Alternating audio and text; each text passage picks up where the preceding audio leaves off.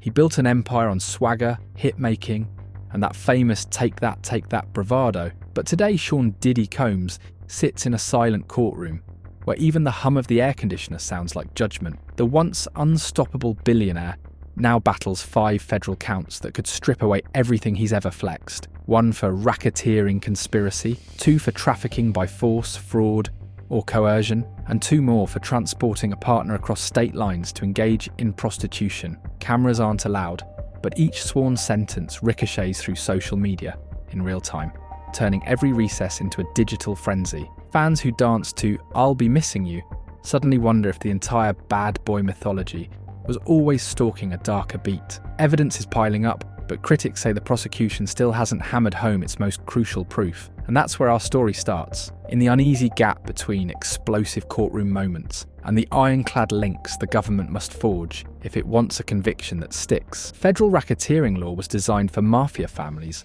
not record labels, yet prosecutors argue Diddy spent years running a celebrity-shielded criminal enterprise. In English, that means they have to map a single, ongoing organisation with a shared illegal purpose, something bigger than random bad behaviour. So far, the jury has heard about lavish, freak-off parties, hush payments, and a Molotov cocktail that allegedly kissed Kid Cudi's Porsche goodnight. Dramatic, yes, but veteran defence attorneys watching from afar say they still don't see the necessary thread, a formal hierarchy, clear roles, and demonstrable coordination. To them, the feds look like they're stitching unrelated scandals onto one oversized banner that screams RICO.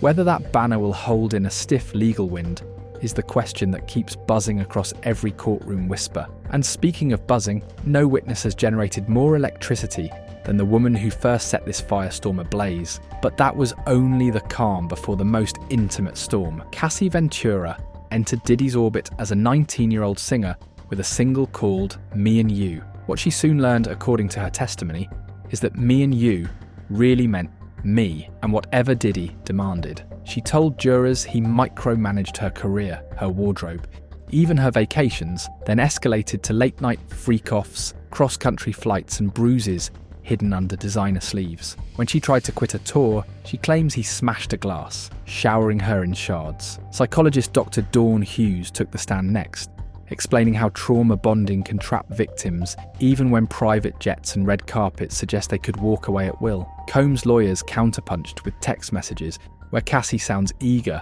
calling some wild nights epic. They say every flight was voluntary, every party consensual, every bruise accidental or non-existent. The jury sat frozen while both versions clashed, but even the grimmest diary page wasn't the trial's most incendiary moment. That belonged to a rapper with a scorched Porsche, because jealousy, it seems, can ignite more than gossip. Scott, Kid Cudi, walked into court wearing an expression halfway between anger and disbelief. He testified that in 2011, he'd ended a casual friendship with Cassie after Diddy confronted him. Weeks later, someone broke into Cudi's New Jersey house, and a year after that, a Molotov cocktail turned his silver Porsche into a fireball. I assumed it was him, Cudi told jurors, nodding toward the defense table. He said he never spoke publicly because he feared the backlash of accusing hip-hop royalty. The government loves this anecdote. Arson extends the alleged enterprise beyond sex into organised violence, the kind of pattern that makes RICO prosecutors salivate. Still,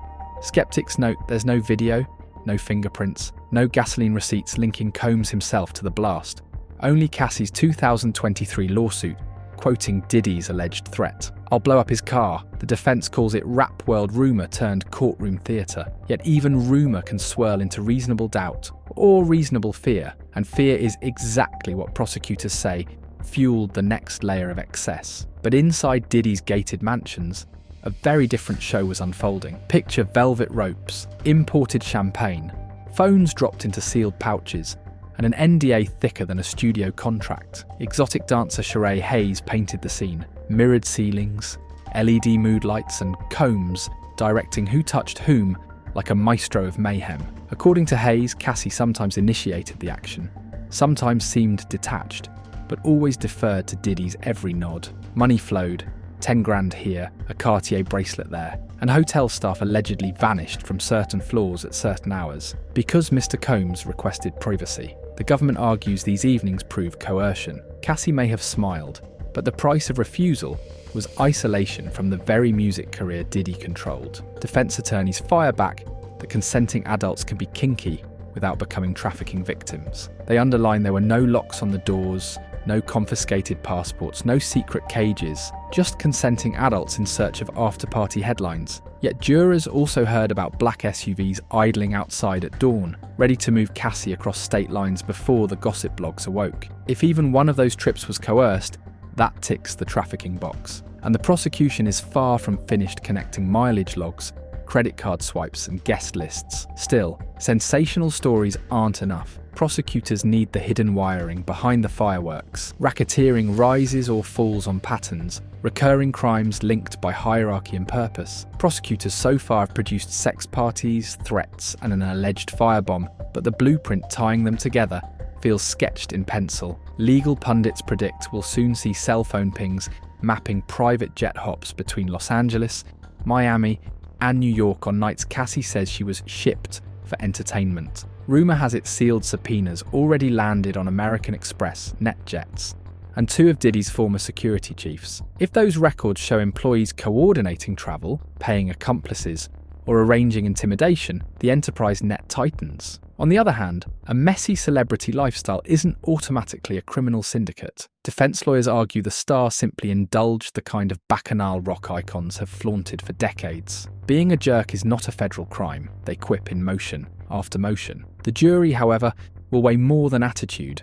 They'll weigh whether Diddy commanded, financed, and benefited from acts that crossed multiple state lines.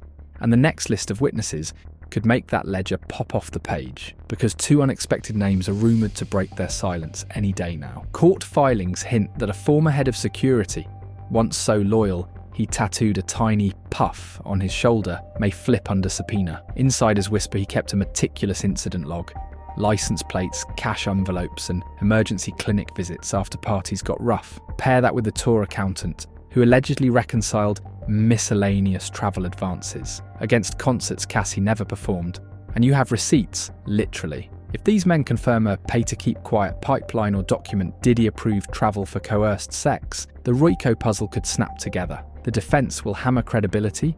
Were they fired, bitter, money-hungry? But jurors often trust paper more than memory, and sealed exhibits scheduled for week 4 reportedly include surveillance camera stills from hotel corridors once thought erased. For Combs, every new exhibit is another chance a private fantasy becomes public evidence. Yet charisma is tricky. Diddy has spent 3 decades willing audiences to dance, chant, invest.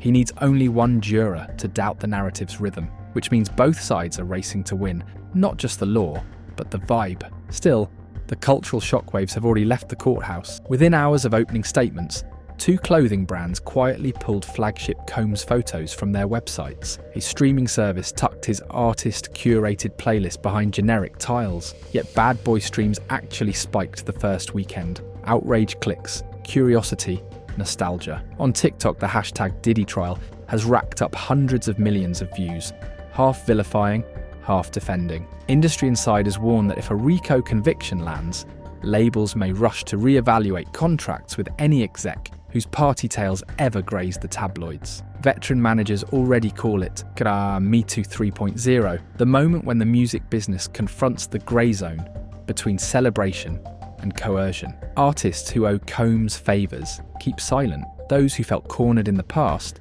test the waters of speaking up. In boardrooms, risk assessors wonder if a guilty verdict could unspool decades of royalty deals through civil suits. In VIP booths, bottle service crowds start noticing every CCTV lens. Even if the defense prevails, the narrative might never fully rewind, because looming over everyone is the one outcome nobody can playlist away. If jurors find Combs guilty of racketeering and trafficking, prosecutors will argue they toppled a blueprint.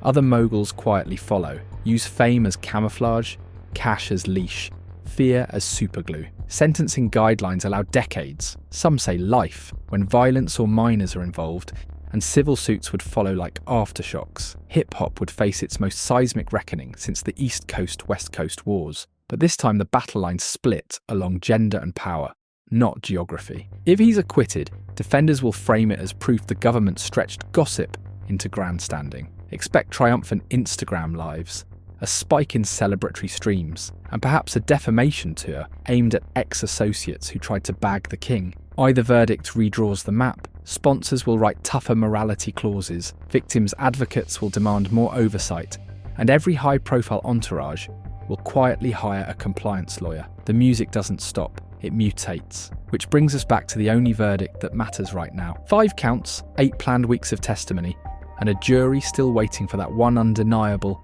unified thread. Cassie's bruises, Kid Cudi's burned Porsche, after-hours freak-offs filmed in whispered DMs, together they form a portrait as riveting as it is incomplete. Prosecutors must still prove coordination, command, coercion. The defense must sow just enough doubt to fracture a verdict. Somewhere between those missions sits the truth, throbbing like a bass line nobody can mute. So is this the moment hip-hop's untouchable titan finally faces the music? Or will the soundtrack skip when the government tries to play its big finale? Keep your notifications on, because whichever way the gavel drops, the echo will be thunderous.